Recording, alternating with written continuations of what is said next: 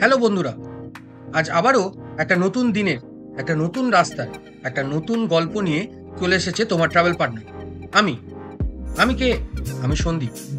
Welcome to adventure Roadies.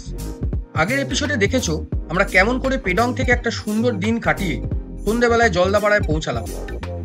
কাল এসেই Jaldapara safari অফিসে গিয়ে ডকুমেন্ট সাবমিট করে সাফারি কনফার্ম করে এসেছি। আজ আমাদের সাফারির দিন। সকাল সকাল, সরি ভোর ভোর বেরিয়ে পড়েছি জলদাপাড়া ন্যাশনাল পার্কের জিপ সাফারির জন্য। আর আজকের ভিডিও এই জলদাপাড়ার সাফারি দিয়েই শুরু। কেমন হলো সাফারির এক্সপিরিয়েন্স, কার কার দেখা মিলল, সবই তুমি এই ব্লগে দেখতে পাবে।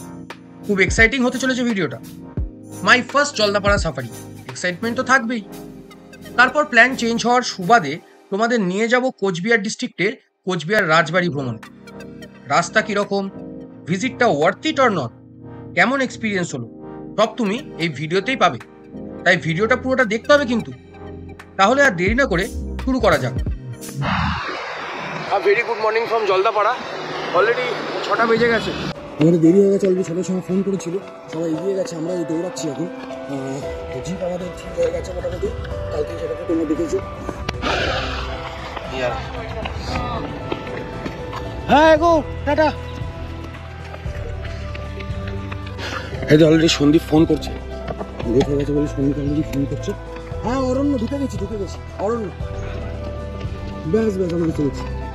ওকে,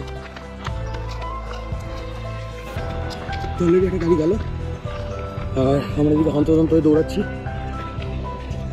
নিজেদের গাড়ি নিয়ে যেতে দেয় না নাকি বুঝতে পারলাম না। নিজেদের গাড়ি নিয়ে যেতে দিলে খুব ভালো হতো, কালকে জিজ্ঞেস করলাম বলে দেয় না।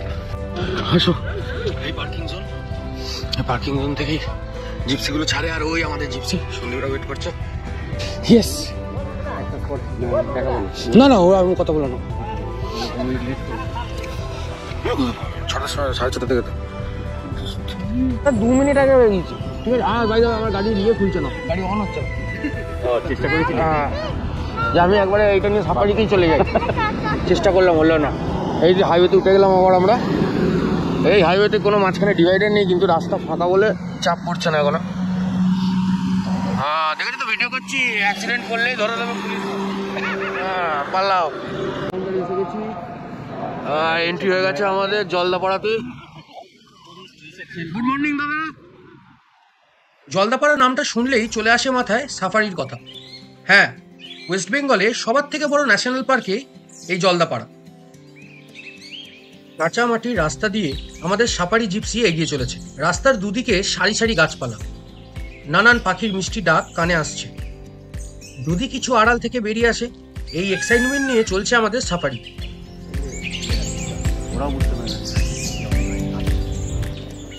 আশ্চর্যজনকভাবে যেইখান থেকে সাফারির গাড়ি আমাদের পিক করলো, সেইখানে এত বাঁদর ছিল। জঙ্গলের ভেতরে একটা বাঁদরেরও দেখা নেই। মোস্ট প্রবাবলি মানুষ থেকে খাবার পেয়ে নিজেদের ইনস্টিংক্টের সঙ্গে কম্প্রোমাইজ করে ফেলেছে। চারিদিকে সবুজে মোড়া এই জঙ্গলের গাছগুলোর মাঝখান থেকে সূর্য প্রকট হচ্ছে। আলোর ছটা চারিদিকে ছড়িয়ে পড়ছে, বেশ একটা ঠান্ডা ঠান্ডা হাওয়া দিচ্ছে।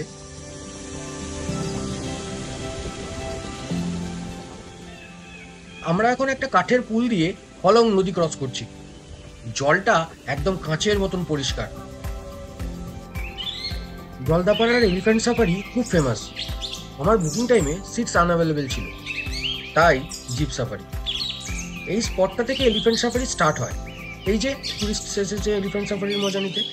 আর স্ট্রেট চলে গেলে হলং বাংলো, যা কিছুদিন আগেই আগুনে গ্রাস করেছে।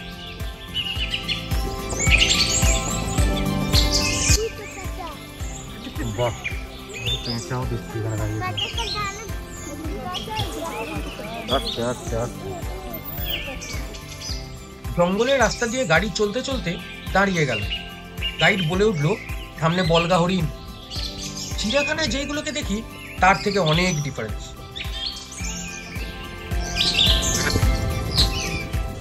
জঙ্গলের রাস্তা ধরে গাড়িটা একটু এগোতেই দূর থেকে চোখে পড়ে একটা পুরো অন্য টাইপের হরিণ।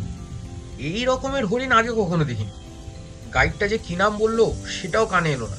তোমরা যদি জেনে থাকো আমায় কমেন্টে জানিও তো।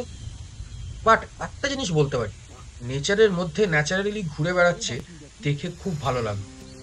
কিছুটা এগোতেই এক ঝাঁক ময়ূর যেন আমাদের জন্য ওয়েট করেছিল।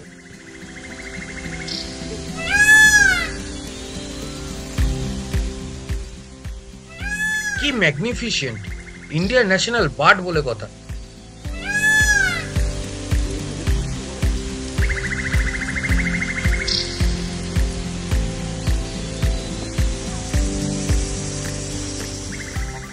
সাফারির গাড়ি নিয়ে এসে উঠলো এক ওয়াচ টাওয়ারে, আর ওয়াচ টাওয়ারের সামনে সল্ট পিট। এই ওয়াচ টাওয়ারে দেখছি আরো অনেক টুরিস্ট। এটা হচ্ছে সল্ট পিটটা। সল্ট পিট, সবাই কিছু দেখতে পাবে সেই আশায় তাকিয়ে রয়েছে আর কি। আমাদের চোখও ছোট্ট ছোট্ট মুভমেন্টস নোটিস করার চেষ্টা চালাচ্ছে। ঠিক সেই সময় ভিড় থেকে কেউ একজন বলে উঠল, ওই যে গন্ডার। তারপর আর কি, সবাই তাক ওই ঝোপের দিকে।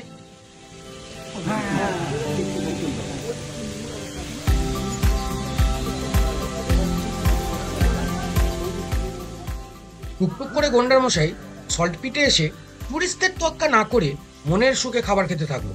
এই ফার্স্ট টাইম এত কাছ থেকে গন্ডার দেখলাম। রাসু তো এরকম জীব আগে কখনো দেখেনি। ওর প্রশ্ন আর শেষ হচ্ছে না। সাফারির সময়সীমা শেষের দিকে, তাই আবার সাফারি গাড়িতে চেপে পড়লাম। যেতে যেতে হঠাৎ ড্রাইভার গাড়ি দাঁড় করিয়ে দিল। আমাদের পিছনের যে আর একটা সাফারি জিপ আসছিল সেটাও দাঁড়িয়ে গেল। সব ফিস ফিস করে কথা বলতে লাগলো। প্রথমবার দেখা পেলাম ইন্ডিয়ান বাইসনের ঝুন্ডে।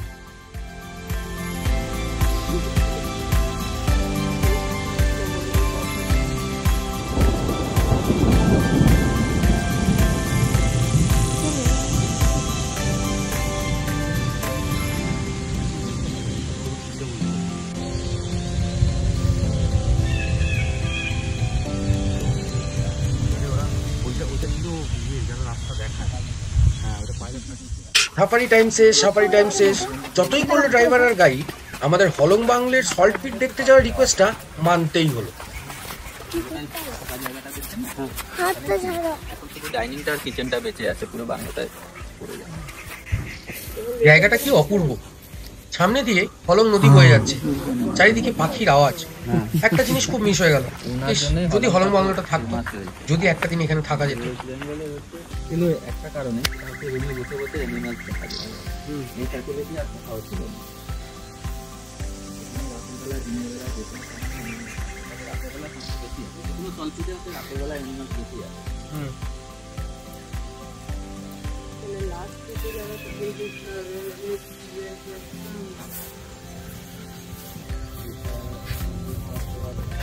চলুন, হ্যাঁ করবো না, চলুন চলো। এই আমাদের সাফারি শেষ হলো, আমরা এখন হোটেলের দিকে ফিরছি।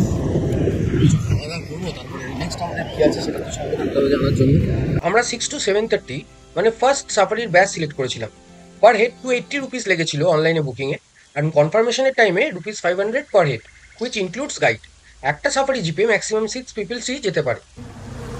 এখন আমাদের জলদাপাড়ার সাফারি করে সবাই একটুখানি টি ব্রেক।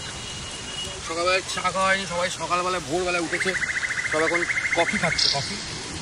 আর আমাদের চিনি দিয়ে কফি হচ্ছে, দাদা করে দিচ্ছেন চিনি দিয়ে কফি। এই তো মর্নিং কফির পর আমাদের ব্রেকফাস্টটাও আমরা চটজলদি সেরে নিলাম। কি খাচ্ছ? পরোটা, মিষ্টি। ময়ূর কি খাচ্ছ? আচার, আচার আর সবজি। আচার আর সবজি। সব খাওয়া দাওয়া হচ্ছে। খাওয়া দাওয়া হয়ে গেলে একটা প্ল্যানেট লিস্ট আছে, খেতে খেতে ঠিক হলো যে আমরা কোচবিহার রাজবাড়ির দিকে যাবো। তো নেক্সট দেখা আমাদের গাড়ি হতে হচ্ছে। মেন রাস্তায় উঠে গেছি। প্ল্যানের ক্রেডিট গোস টু কাকু। কাকু সাজেস্ট করেছেন এত দূর যখন এসেছি তখন একবার কোচবিহার রাজবাড়িটা ঘুরে আসলে ভালো হতো না। সবাই একমত। তাই আমাদের এখন ডিস্টেন্স হচ্ছে 63.4 কিলোমিটার। 1 ঘন্টা 25 মিনিটের মতন লাগবে। শুনেছি এই রুটটা খুব সিনিক। মাঝখানে আবার চিলাপাতার ফরেস্টও পেরোতে হবে। এখন ভিডিওটা ছেড়ে কোথাও উঠো না, রাস্তাটা মিস হয়ে যেতে পারে কিন্তু। NH 317 ধরে এগোচ্ছি। একদম মাখনের মতন স্মুথ রাস্তা। এই রাস্তা দিয়ে যে কোনো ড্রাইভিং এনথুসিয়াস্ট গাড়ি চালিয়ে মজা পাবে।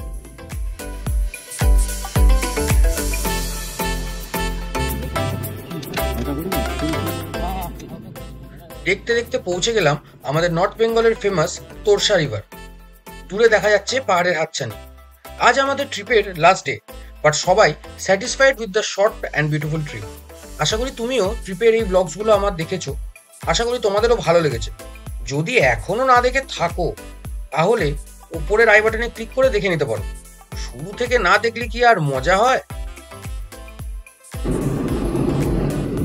এটা হচ্ছে পারমালঙ্গি বস্তি।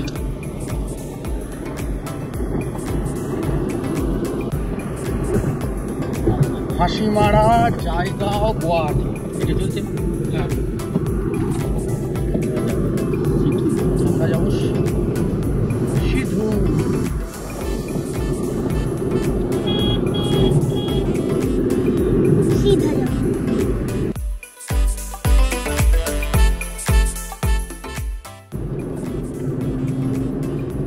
চিলাপাতার জঙ্গল দিয়ে যাচ্ছি। চিলাপাতায় চিলাপাতা এখানে গাড়ি থামাতে মানা করেছে। এটা জঙ্গলের মাঝখান দিয়ে রাস্তা। মোটামুটি এই রোদালোর খেলাতে এই রাস্তাটা কি ফাটাফাটি লাগছে। 65 করে 66, 67 এরকম কিলোমিটার স্পিডে যাচ্ছি।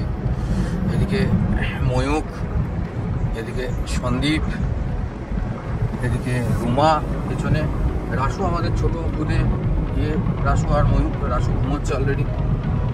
আর আমরা চিলাপাতার জঙ্গলের মাঝখান দিয়ে যাচ্ছি।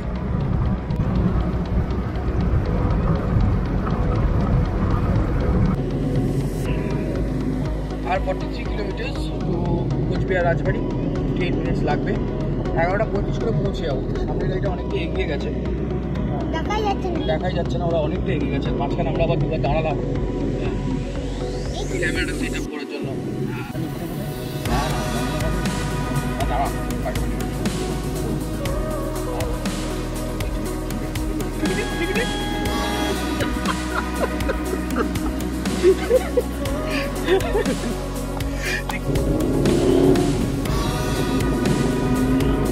তো যেহেতু ওরা ওয়েট করছিল তাই আমরা ওদেরকে ক্যাচ করে নিচ্ছি। এখন পিছনে পিছনে যাচ্ছি। কিছু কর, গাড়ি থামাবে না, দেখাই রয়েছে गाड़ी रोकने का नहीं, वार्निंग गाड़ी रोकने का नहीं। क्या करना तुम्हारा तेरे क्या करना तुम्हारे गेट सामने बस চিলাপাতা জঙ্গল থেকে আমরা বেরিয়ে যাচ্ছি। চিলাপাতা এরপর আমরা লেফট সাইডে টার্ন নেব। কথায় আছে না, সমস্যা কখনো বলে আসে না, ঠিক সেটাই হলো। টোকেন টোকেন ওখান থেকে টোকেন দেবে একটা। টোকেন তো দেয়নি দাদা কিছু। আপনারা কোথায় যাবেন? আমরা যাচ্ছি কোচবিহার রাজবাড়ি। ওখান থেকে টোকেন তো দেয় একটা। আপনারা টোকেন নেননি এখান থেকে? না দেয়নি তো কিছু টোকেন। আপনারা দাঁড়ান নাই গাড়ি এটাও ছিলই না টোকেন দিতে। এই দেখো ওকে দিয়েছে, ওটা দিয়েছে। না আমাকে তো দেয়নি দাদা কিছু। আপনারা দাঁড়াননি ওখানে চেকপোস্টে? ওখানে তো চেকপোস্টে কেউ ছিল? কেউ তো ছিল না। সেই ছিল চেকপোস্টে থাকে। আমরা মেন রাস্তা থেকে অ্যাকচুয়ালি আমরা তো বর্ধমান থেকে আসছি। হ্যাঁ, ওই মেন রাস্তা থেকে রাইট হ্যান্ড সাইড দিয়ে নেমে গেলাম। হ্যাঁ, নেমে যাওয়ার পর মোটামুটি 2-4 কিলোমিটার পরে চেকপোস্ট আছে। যখন ফরেস্টটা শুরু হয় এই রকম একটা ফরেস্টও আছে। একটা গেট ছিল, কিন্তু সেইখানে কেউ ছিল না। এবার দাঁড়াতে হয় এখানে। এই যে সব ও তাহলে এখন কি করব? এখন একটা আপনি দেন আমাকে। হ্যাঁ আইডি দাঁড়া।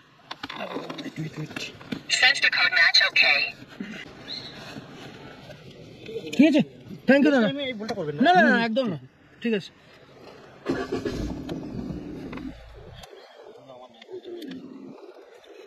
মানে আমরা তো জানতাম না, আমাদের তো জানতে হবে, জানাতে হবে না রাস্তার মাঝে যে দাঁড়ানো দরকার। বাইয়া টোকেন টোকেন চলিয়ে ভুল আমাদের না, ওটা জানবে কি করে?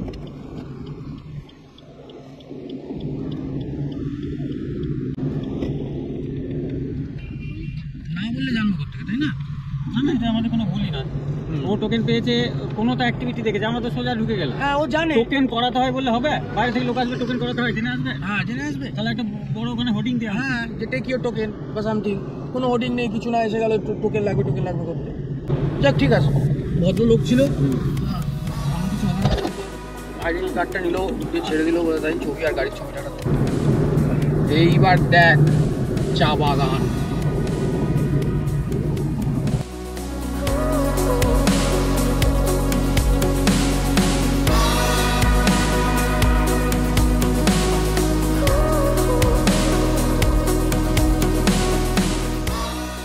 জয়নগরের মোয়া। এটা কি সেই মোয়ার জয়নগর?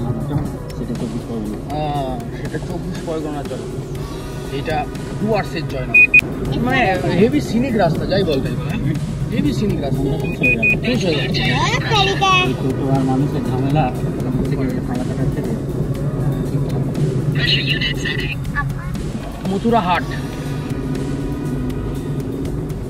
মথুরাহাট পৌঁছেছি আমরা, মথুরাহাট। এরপর আমাদের গুগল ম্যাপস দেখাচ্ছে রাইট সাইডে যাবো।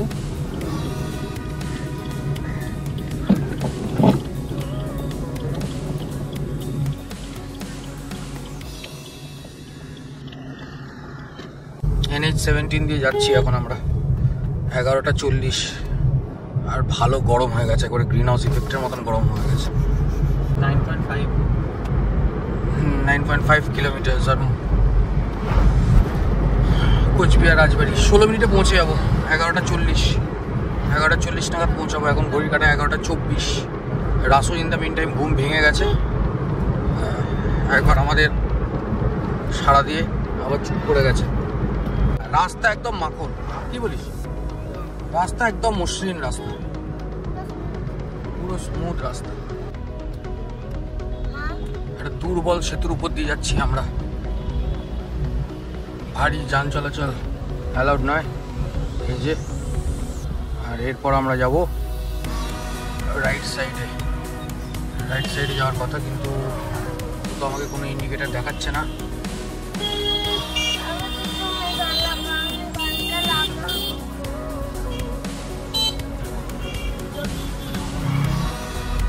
সোজা বেরিয়ে গেল, জানি না এবার কোন দিকে যাবে, কিন্তু আমরা ম্যাপটা তো দেখাচ্ছে ওই দিকে যেতে হতো, তো ঘুরিয়ে নিয়ে যাচ্ছে। অবশ্য এ আমাদের থেকে ভালো জানে রাস্তাঘাট, সেই জন্য গুগল ম্যাপের উপর ভরসা ছেড়ে ওর জন্য যেদিকে নিয়ে যাচ্ছে সেদিকে যাচ্ছি। ঠিক যেমন পুরনো শহরগুলো হয়, কোচবিহার টাউনেরও রাস্তা ন্যারো আর লোকজনের জমজমাট।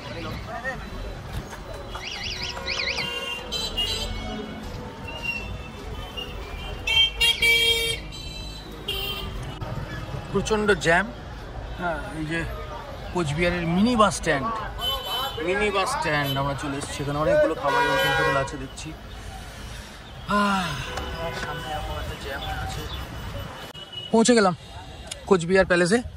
চেতককে দাঁড় করে দিয়েছে একটা নিম গাছের তলায় ছায়াতে। বাবা যা গরম, এতক্ষণ আমাদের সময় লাগছিল, গাড়ির চাবি খুঁজে পাচ্ছিলাম না বলে। ওইখানে পার্কিংটা বিশাল বড়। হ্যাঁ চলো দেখি। ₹20 পার হেড এন্ট্রি ফি। আসো। Drone, camera, GoPro, tripod stand allowed নয়। রাজবাড়ির ভেতরে ফটোগ্রাফি বা ভিডিওগ্রাফিও অ্যালাউড নয়, সেটাও মেনে নিলাম। বাট তাও আমি টুকটাক ইনফরমেশনের একটা ওভারভিউ অফ মাই এক্সপিরিয়েন্স দিয়েই দিচ্ছি, জাস্ট ভিডিওটা দেখতে হবে। শুনেছি ইংল্যান্ডের বাকিংহাম প্যালেসের মতন ডিজাইন এই কোচবিহার রাজবাড়ির।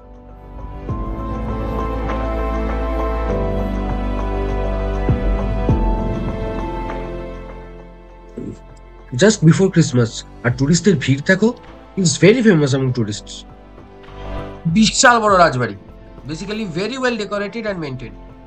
বিউটিফুল গ্রিন গার্ডেন, দূরে দেখতে পাচ্ছি একটা ছোট লেকের মতন আছে। কোচবিহার রাজবাড়ি আগের নাম ছিল ভিক্টোরিয়া জুবলি প্যালেস। কোচবিহার মানে এখানে কোচ বংশ রাজাদের কথা বলা হয়েছে।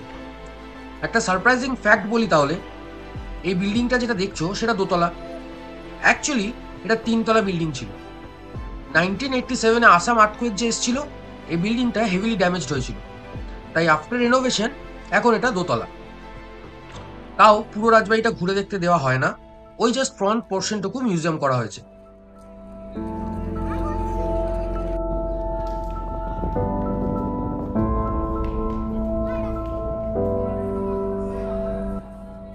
আমরা কোচবিহার রাজবাড়ি ঘুরে নিলাম। কোচবিহার রাজবাড়িতে ভেতরে ছবি তোলা ভিডিও করা অ্যালাউড নয়, তাই তোমাদের দেখাতে পারলাম না। বাট রাজবাড়িতে মানে যেমন একটা মিউজিয়াম হয়, অনেক কিছু রাজাদের ইউজ করা, রাজাদের বংশের ব্যাপারে ইনফরমেশন, একটা বড় হাতির স্কাল, এইসব রয়েছে রাখা, অবশ্যই দেখার মতো। আসলে ভালোই লাগবে, এসে দেখতে পারো। আর এই যে ব্যাকগ্রাউন্ডে কোচবিহার রাজবাড়ি, খুব সুন্দর। ঘুরে এলাম কোচবিহার প্যালেস থেকে, ঘুরে এসে একটু পেয়ারা মাখা খেলাম। সন্দীপরা এখন আসে, সন্দীপরা এলে তারপরে আমরা বেরোবো। আজ আমাদের ডেস্টিনেশন এনজিপি স্টেশন। আজকে আমরা ওখানেই দিনটা শেষ করব। আমরা আজ এনজিপি স্টেশনের পাশেই থাকবো ঠিক করেছি। কাল সবাইকে ট্রেনে চাপিয়ে দিয়ে দেন আমরা রওনা দেব বর্ধমানের দিকে। এই ট্রিপটার ইতি টানব। কোচবিহার রাজবাড়ির থেকে এনজিপি স্টেশন 136 কিলোমিটার, ওই 3 ঘন্টা 25 মিনিটের মতন লাগবে।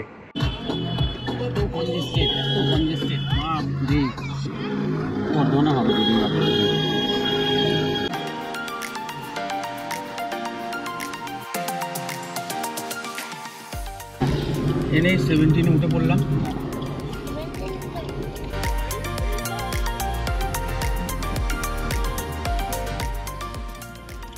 সানসেট হচ্ছে, আজকের দিনটা শেষ হচ্ছে, ঠিক যেমন আমাদের এই ওয়ান্ডারফুল ট্রিপটা। কাল আমরা যে যার বাড়ি পৌঁছে যাব, বাট এই যে মোমেন্টসগুলো একসঙ্গে কাটিয়েছি, যে প্লেসেসগুলো ভিজিট করেছি, তার আঁচড় মনের মধ্যে অনেক দিন রয়ে যাবে। আমরা তো খুব এনজয় করেছি এই শর্ট ট্রিপটা। হোপফুলি তোমরাও এনজয় করেছো আমার সঙ্গে ঘুরে। আমাদের ট্রিপের এই ব্লগ এইখানেই শেষ করছি। আবার সুযোগ পেলেই বেরিয়ে পড়বো তোমাদের নিয়ে। খুব তাড়াতাড়ি দেখা হতে চলেছে কিন্তু। টিল দেন সবাই ভালো থেকো, সুস্থ থেকো। আর আমার ব্লগস কেমন লাগছে লাইক, শেয়ার অ্যান্ড কমেন্ট করে জানিও। নেক্সট ট্রিপগুলোর পার্ট হওয়ার জন্য চ্যানেলটাকে সাবস্ক্রাইব আর নোটিফিকেশন বেল আইকনটা ক্লিক করতে ভুলো না। তাহলে সি ইউ নেক্সট টাইম।